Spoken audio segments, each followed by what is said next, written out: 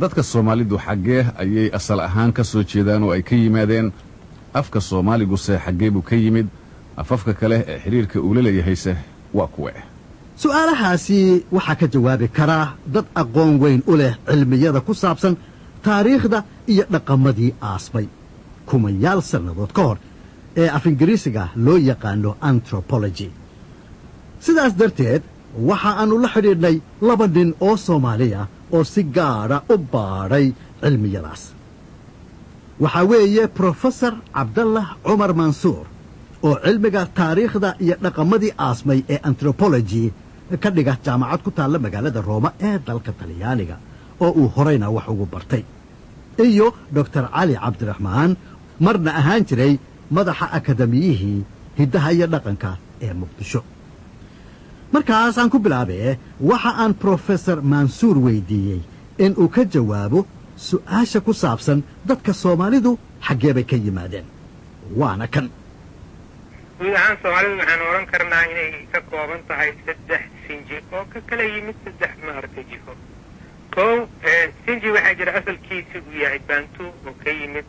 dhanka koonfur Kenya iyo Tanzania waa dad beeraley ah oo degan maartay weli webiyada jiinkooda sinjiga labaad wuxuu ka soo jeedaa Aasiya oo u badan maxaan ku yiraahdaa Carab iyo xoogaa Iiraan oo degan magaalooyinka ee maartay xeebaha ku yaal sinjiga saddexaad waa kan ugu tiro badan sinji lagu tiriyo reer Xaam ama Xamiitig waxa la yiraahdo oo badankooda raacata ah ama ay ahaayeenba maartay markoodii hore kuwaasoo waxay sinji ahaan ay wadaagaan dadyow degan Ethiopia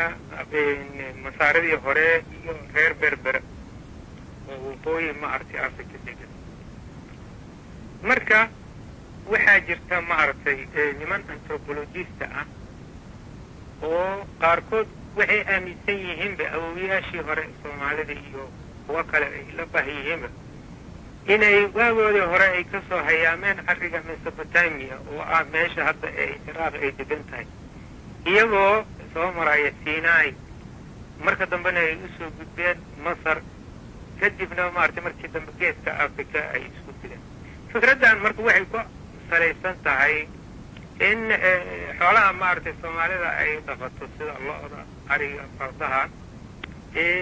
anthropology ahaan waxaa la ogaaday in asalkooda ay ka yimaadeen arigaas Mesopotamia aan Qur'aan ku soo xusnay muddo 3,000 oo sano ee saddex shariifii ka hor laakiin xagga cilmi afeedka hadii aan maartay aan ka eegno awoowayaasha Soomaalida iyo kuwa kale iyagoo marka ay isla jireen waxay ka soo hayaameen dhul u dhaxeeya maartay xuduudka Suudaan iyo Eritrea halkaasoo ah qoygoodii hore ay deganaan markii dambena xagga geeska Afrika ayay maartay ayar ugu soo fideen iyagoo qowmiyado u kala baxaya maartay ay u kala qaybsameen kuwii soo gaaray geeska Afrika ama dhulka hadda Soomaaliya aan ku magacaabayno waxaa maartay saameyn weyn ku yeeshay niman maartay ka soo jeeda xadaaradihii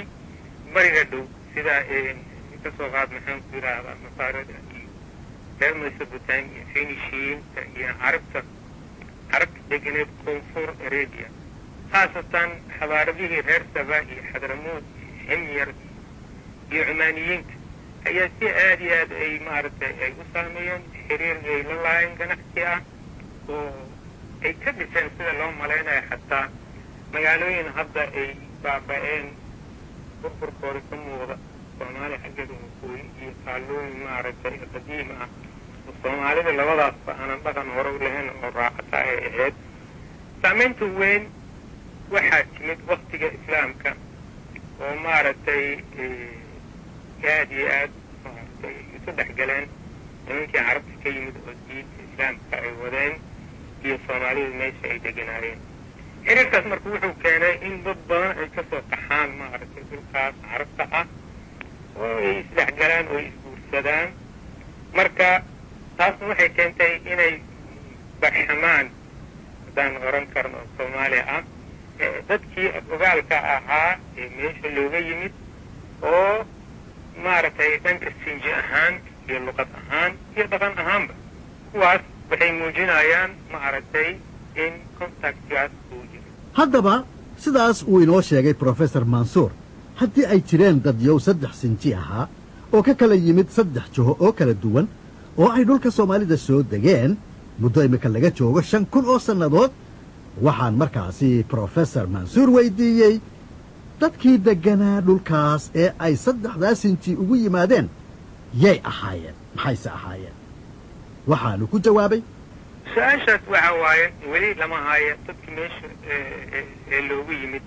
mid waxaa jirta khaasatan nimanka raacatada ah markay imaanayeen inay meesha uga soo horreeyeen maaragtay dadyow kale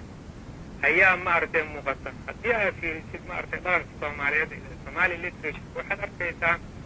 reer tiiri niman la yidhaahdo dad xoog leh oo dhaadheer maaragtay waran tiiri ayaa jira saala tiiriyeed waxaasaa la yidhaahdaa oo ay dad maaragtay dhinacaas waqooyi ay xukumi jireen dadka soomaalidana markaa waxaa la dhihi jiray aji la dhihi jiray waa raaciyadii reer tiiri marka dadkaas ayaa dhaqanka xaggiisii waxaan ka helayna taas iyo mid kale waxaa jirta mawjado badan ayay ahaayeen soomaalida hal mar ma imaanine waxaa ka horraysay raacisadan mawjad kale oo geeska africa ay deganeed oo maaragtay diimihii hore lahaayeen oo markii islaamkii yimid maaragtay mawjada raacatada ku soo badatay iska hor imaadeen brofesor mansuur dadka soomaalidu haddii ay ka soo jeedaan ummado kala duwan afkooda soomaaliguna waxa uu la bah yahay afafka isku dirta ah ee loo yaqaano kushitig oo ay afafka oramaha iyo cafartu ka mid yihiin waxaa jira dadyow lagu magacaabi jiray afro-asiatic amba dadyowga afrika iyo eshiya oo jiray muddo imika laga joogo ilaa 20,000 oo sannadood sida ay sheegaan culummada taariikhyaqaanka ahi dadyowgaasi 20,000 oo sannadood ka hor waxa ay isku ahaayeen beel qura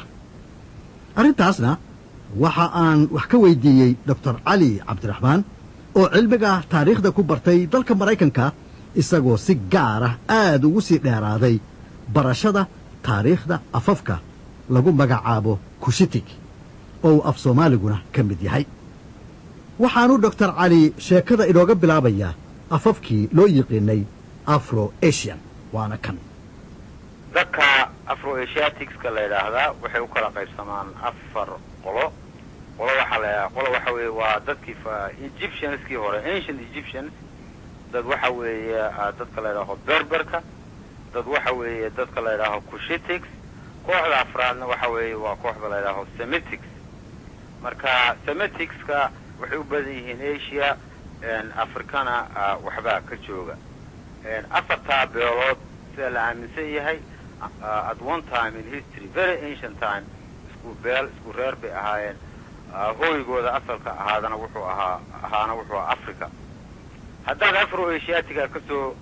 degto soomaalidu waxay raacayaan beesha la yidhaaho Cushiticskii hoos uga soo daadeg soomaalidu waxay ka mid tahay dadka la yidhaaho Eastern Cushitics ama Eastern Cushite waa 24 reer u kala baxa 4 qaybood yani afafkii weeye weli linguistics baynu waxaan isticmaalanaa beel waxa weeye taa cafarta iyo saaho oo israaca beel waxa weeye oromo iyo malaha 8 kale oo ay isku beel yihiin beel waa soomaalida iyo 2 qolo kale oo raaca oo la yiraahdo Rendile wadda Kenya degan northern Kenya iyo qolo yaro jasiirad yaro laga gaayay northern Kenya east southern Ethiopia degan oo la yiraahdo Baiso Soomaalida afartii beelood ee 24ka qolo u kala baxeen waxay bahay isku yihiin dadka la yiraahdo Rendilaha iyo Baisada 24ka qolo yani meesha ay aasaaskooda ahaa goobta ay ku noqdeen reer ama beelaha kale ee jaarkooda ay kaga duwan yihiin waxa hadda la xaqiijiyay inay tahay halka maxay Northern Lake Roadwolf Soomaaliya ay iska galaan Kenya iyo Ethiopia yani hadda soo gaabiyo waxa weeye Soomaalidu dad ahaan waxay gelayaan marka hore Afro-Asiatics hadday ka yimaadaan waxay raacayaan laanta la yiraahdo Cushitics marka Soomaalidu Cushitics-kaasay raacayaan Cushitics-ka hadday ka soo daadegaan oo iyana u kala baxaan north south east and west soomaalidu waxay raacaysaa qolada la yidhaho eastern kushites oo 24 qola 24 haddana beesha bay soomaalidu sii raacaysaa la laisku yidhaaho Somali Rendile Baiso. Dr. cali cabdiraxmaan oo aan telefoonka ku waraysanayay isagoo jooga magaalada Jabuuti waa hagaag barnaamijkaasi oo intaasi ku dhan waxaanu ku soo gabagabaynaynaa heestan macaan ee uu qaadayo fanaanka caanka ah ee Axmed Cali Haaruun Dararamle heestuna waa jacayl biri ma goyso waana tan